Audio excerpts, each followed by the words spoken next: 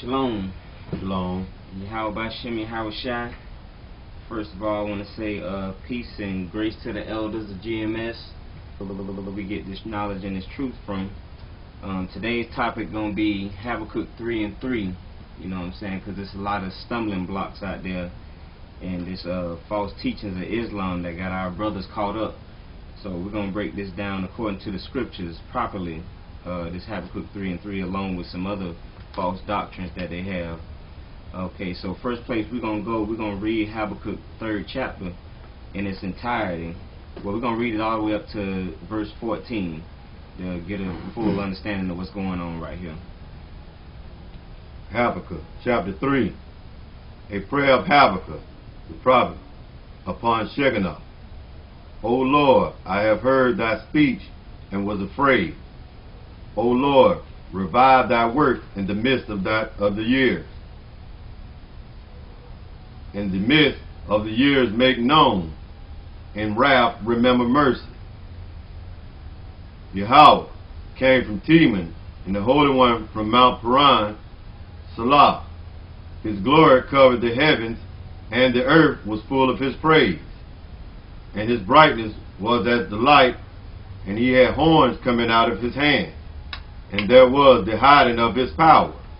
Before him went the pestilence, and burning coals went forth at his feet. He stood and measured the earth. He beheld and drove asunder the nations, and the everlasting mountains were scattered. The perpetual hills did bow. His ways are everlasting.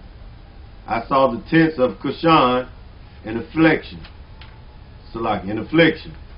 The curtains of the land of Midian did tremble. Was the Lord displeased against the rivers? Was thine anger against the rivers? Was thy wrath against the sea, that thou didst ride upon thine horses and thy chariots of salvation? Thy bow, the bow, was made quite naked according to the oath of the tribe, even thy word, Salah. Thou didst cleave the earth with rivers. The mountains saw thee, and they trembled. The overflowing of the water passed by. The deep uttered his voice and lifted up his hands on high. The sun and moon stood still in their habitations. At the light of thine arrows they went, and the shining of thy glitter spear. Thou didst march through the land of indignation, though thou didst thresh the heathen in anger. Thou wentest forth for the salvation of thy people, even for salvation with thine anointing. Thou woundest the head out of the house of the wicked by discovering the foundations unto the neck. Salah. Thou didst strike through with Salaki. Thou didst strike through with his staff the head of villages. His staves. His staves, the head of his villages. They came out as a whirlwind to scatter me. Their rejoicing was to devour the poor secretly. Okay, so now we read this in its entirety to get the full understanding. So now, according to the scriptures, we're going to show that this is speaking of the Exodus route, how the Lord was covering us. Okay, so first place we're going to go in proving this is Exodus 13, and we're going to read 17 through 18. Go ahead and start at 17. Exodus chapter 13, verse 17.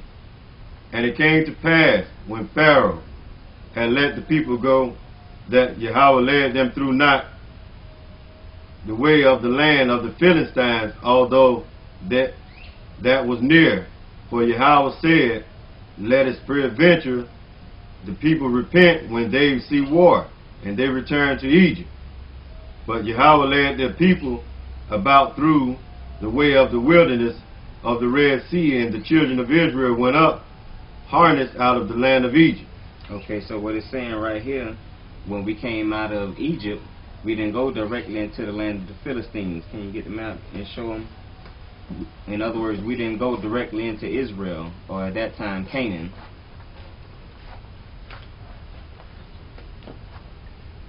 It says, and it came to pass when Pharaoh had let the people go, that Yahweh led them not through the way of the land of the Philistines, although that was near, meaning that that would have been a shorter route. For Yahweh said, lest peradventure the people repent when they see war and they return to Egypt. So what he's saying is that as soon as we came out of the captivity in Egypt, we would have got discouraged because we would have met war as soon as we came out of the Exodus. So in other words, instead of having us go through that, he led us through the wilderness. So now we begin this Exodus through the wilderness. But before that, let's jump to Exodus 12, verse 37. 12 and 37. Yeah. Exodus chapter 12 and 37. And the children of Israel journeyed from Ramses to Succoth, about 600,000 on foot. There were men besides children. Okay, so that's the first stop right there. We're coming out of Egypt. We go from Ramses to Succoth. Okay, Exodus 13, 20 through 22. Exodus chapter 13, 20 through 22. And they took their journey from Succoth and encamped in Etham, in the edge of the wilderness.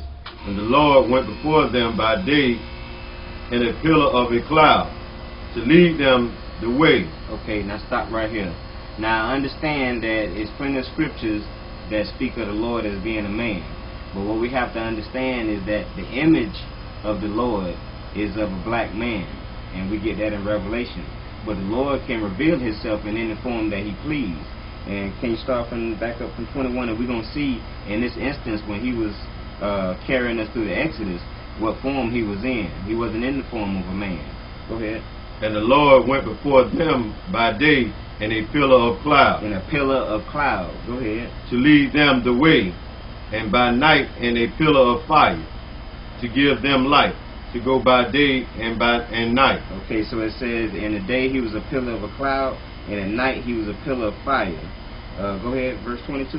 He took not away the pillar of the cloud by day, nor the pillar of fire by night from before the people. Okay, so now let's get a short understanding of this pillar right here. Let's jump to Exodus 40, verse 34 through 38. We're going to focus on this cloud for a moment. Go ahead. Exodus 40, 34 through 38. Then a cloud covered the tent of the congregation, and the glory of the Lord filled the tabernacle. Okay, start from the top of that again. Then a cloud covered the tent of the congregation. The cloud covered the tent of the congregation. What was this cloud? Go ahead. And the glory of the Lord filled the tabernacle. Go ahead. And Moses was not able to enter into the tent of the congregation because the cloud abhorred therein. And the glory of the Lord filled the tabernacle. Okay, so when you see this cloud, that's where the Lord was at. Go ahead.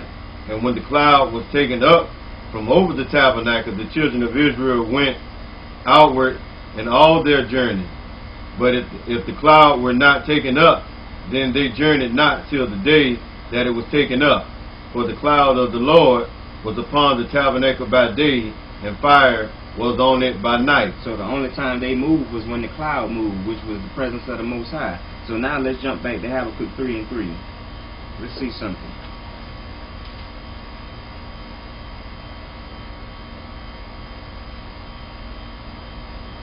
Yahweh came from Teman, and the Holy One from Mount Paran. Salah, his glory covered the heavens, and the earth was full of his praise. Okay, so it said his glories covered the heavens. He was in the form of a cloud. And now we're going to have to go into a whole nother understanding before we finish this cloud, because now we're going to have to make you understand the different levels of heaven.